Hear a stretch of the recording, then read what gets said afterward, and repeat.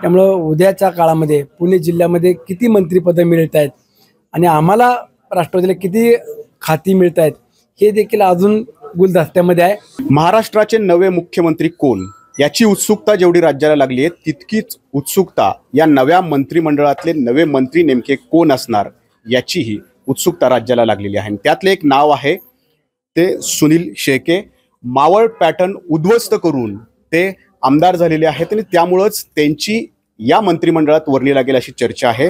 खरं तर यांना आमदार झालं आणि ते जर सत्तेतले आमदार असले की प्रत्येकाला मंत्री होण्याची इच्छा नक्कीच असते. तशी तुम्हाला इच्छा असेल. शेवटी बघा, आता महायुती म्हणत असताना भारतीय जनता पक्ष हा सर्वात मोठा पक्ष म्हणून आम्हाला सर्वांनाच तो मान्य करावा लागणार आहे. त्यांचं संख्याबळ जवळपास 132-133 पर्यंत पोहोचलेलं आहे. त्या खालोखाल शिवसेनेचं संख्याबळ आहे आणि नंतर राष्ट्रवादीचं आहे. आता आमच्या राष्ट्रवादी काँग्रेस पक्षाला महायुतीत किती मंत्रिपद किंवा मंत्रिमंडळामध्ये स्थान मिळणार आहे, किती जागा मिळणार आहे हे अद्याप निश्चित नाही आहे. त्यामध्ये पक्षातले सिनियर मंडळी देखील अजून पक्षामध्ये काम करणारे काही प्रत्येक जिल्ह्यावाईज आहेत आणि प्रत्येक समाजाला प्रत्येक घटकाला बरोबर घेऊन जाण्याचं काम दादा सातत्यानं करत आले आहेत. त्यामुळं उद्याच्या काळामध्ये पुणे जिल्ह्यामध्ये किती मंत्रिपदं मिळत आहेत आणि आम्हाला राष्ट्रवादीला किती खाती मिळत आहेत हे देखील अजून गुलदस्त्यामध्ये आहे. परंतु वरिष्ठ नेत्यांनी अजितदादा किंवा तटकरे साहेबांनी उद्याच्या काळात जर जबाबदारी दिली तर नक्कीच तालुक्यासोबत माझ्या पक्ष संघटनेकरता देखील मी अधिकचा वेळ देईल. अण्णा, खरं तर तुमचा अनुभव गेल्या 5 वर्षाचा आहे. याआधीही तुम्ही राजकारणात बरेच वर्ष सक्रिय आहात.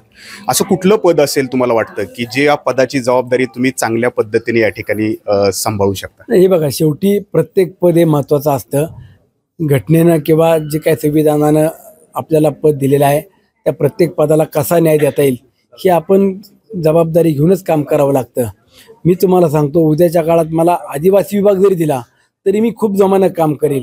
शेवटी तळागाळातल्या माणसांना देखील शासनाच्या योजना असेल किंवा आपण आपल्या खात्यातून कसा न्याय देता येईल हा आपण दिला पाहिजे. प्रत्येक खात्याला प्रत्येक विभागाला एक चांगल्या पद्धतीचं महत्त्व आहे आणि त्यातनं निधी हा देखील महत्त्वाचा असतो. निधी आणून आपण शासनाचा आपल्या तळागाळातल्या सर्वसामान्य माणसापर्यंत पोहोचवणं हीच आपल्या सगळ्यांची जबाबदारी आहे. तर पक्षाचे अध्यक्ष अजितदादा असतील किंवा प्रदेशाध्यक्ष सुनील तटकरे यांनी जर माझ्यावरती कोणत्याही मंत्रिपदाची जबाबदारी सोपवली तर ती घ्यायला मी तयार आहे असं म्हणतानाच सुनील शेळके यांनी ते मंत्री होतील असे संकेत सुद्धा या निमित्तानं दिल्याचं आपल्याला पाहायला मिळत आहे. नाजिमुल्ला, एबीपी माझा, मावळ, पुणे. एबीपी माझा, उघडा डोळे बघा नीट.